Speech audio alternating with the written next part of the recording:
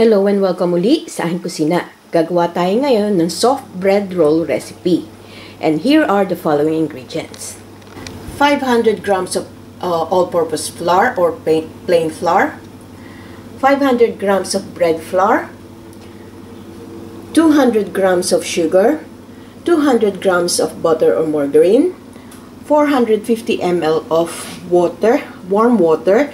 Ang temperature nito dapat 110 to 115 degrees Fahrenheit. 10 grams of sugar, 20 grams of active dry yeast, and 2 eggs. Lahat ng ingredients at exact measurements, makikita nyo ang link sa description box. Pakicheck na lang. Dito sa ating stand mixer, pinagsama ko na yung bread flour at saka yung plain flour. Then, isama na rin natin yung sugar, yung salt, and haluin lang natin. Then, maglagay lang tayo ng, sa gitna. Ilalagay natin yung yeast. Then, tabunan lang natin. Dapat yung yeast hindi directly mababasa. Then, lagay ko na yung egg.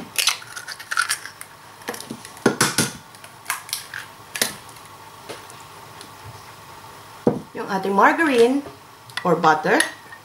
So, kung anong gusto nyo gamitin.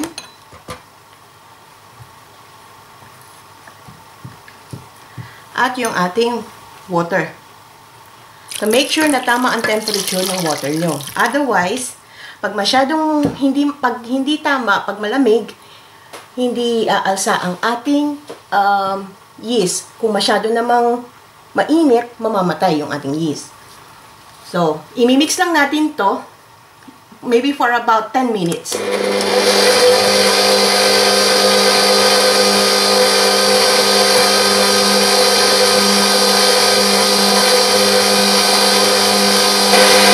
Pagka ganitong medyo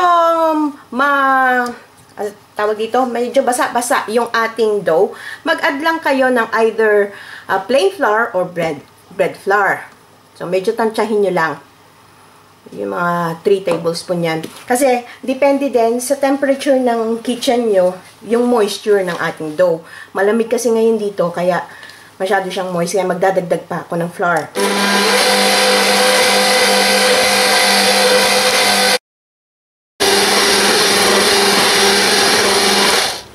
Okay, check naman natin ngayon uli.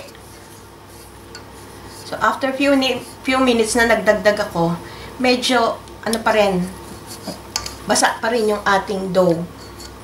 So, mag-a-add uli ako ng plain flour naman ang ilalagay ko. Kanina bread flour. Then, mix uli natin.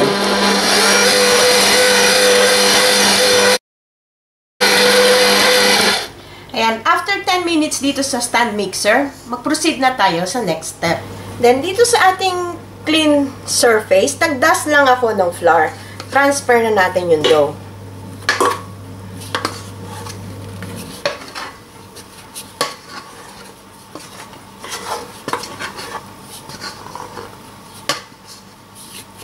Then, with our clean hand, ininid lang natin to manually.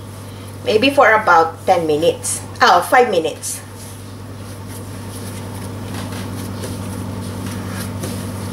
Kaya ko lang siya nilagay sa stand mixer para hindi lang yung masyadong madikit sa kamay pag nag-knead. So, pwede nyo naman gawin yung manual kneading kung wala kayong stand mixer. Pero pagka gagawa kayo ng manual kneading, kailangan yung inyong yeast ay ipoproof nyo o yung paaalsahin yung yeast. Hindi pwedeng isama yung dry yeast na katulad ng ginawa ko sa stand mixer. So, tingnan nyo na lang yung ibang video ko ng bread. Meron ako dong mga manual method.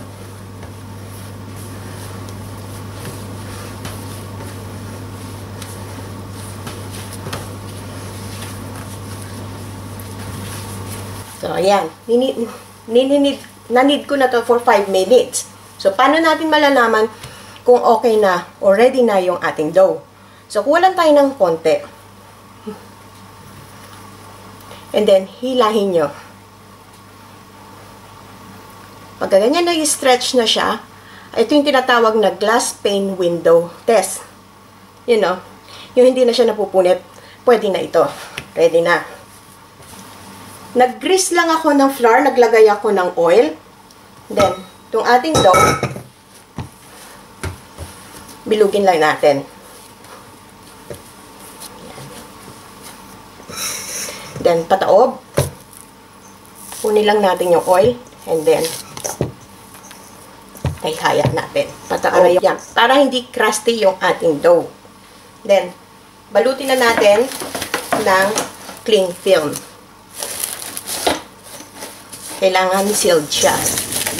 Dinoble ko yung ating cling film. Then, paansahin lang natin to. So, again, depende sa temperature ng kitchen nyo. Pag ganitong malamig, medyo matagal umalsa. So, medyo, siguro mga 2 hours kung papaalsahin to. Hanggang sa mag-double in size lang yung ating dough. Ito. After an hour and a half, nag-double in size na yung ating dough. Ayan. Ganito. Again, dito sa ating clean worktop, mag-dust lang tayo ng flour. Lagay natin yung ating dough. Pinaalsang dough.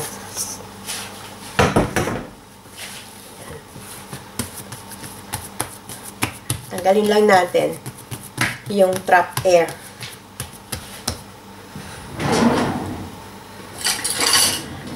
Then, hatiin natin sa dalawa. Okay.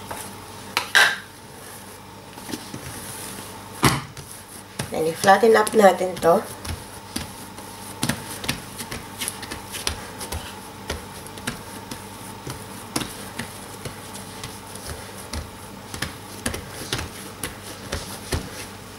Then, i-roll natin. Pabason yung paikot.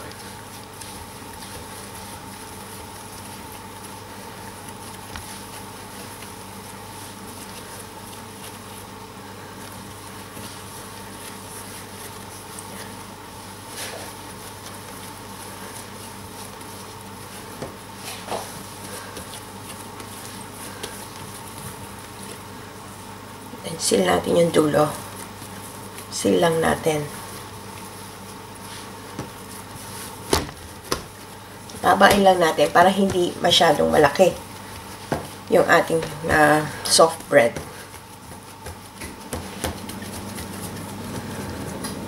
Okay. Yan, hatiin ko to sa gitna para hindi masyadong. Okay. Then, nasa sa inyo yan kung anong size ang gagawin nyo. So, hinati ko sa dalawa. Pwede ko pang hatiin to sa gitna uli and then apat. Yan.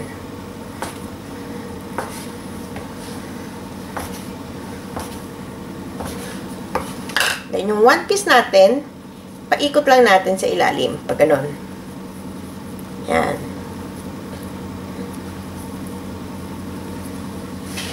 Then, nag-prepare na ako ng pan. Nilagyan ko na din ng oil. So, ilagay ko dito. Pwede din kayong gumamit ng malaki na 13 by 12, ano to? Yung 18 by 10. So,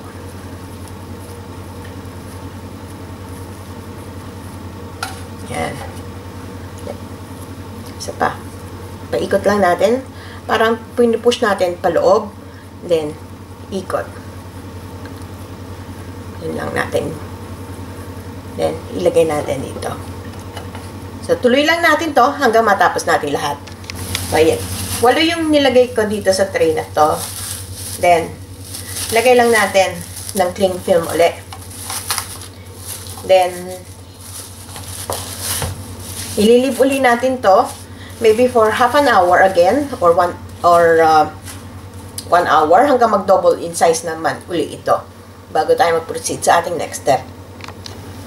Ito na yung ating soft roll. After half an hour, nag-double up in size na siya. So, pwede na natin itong i-bake sa 180 degrees Celsius or 350 degrees Fahrenheit preheated oven for 10 to 12 minutes. After 15 minutes oven, eto na ating soft roll. Ito na ang ating freshly baked soft roll.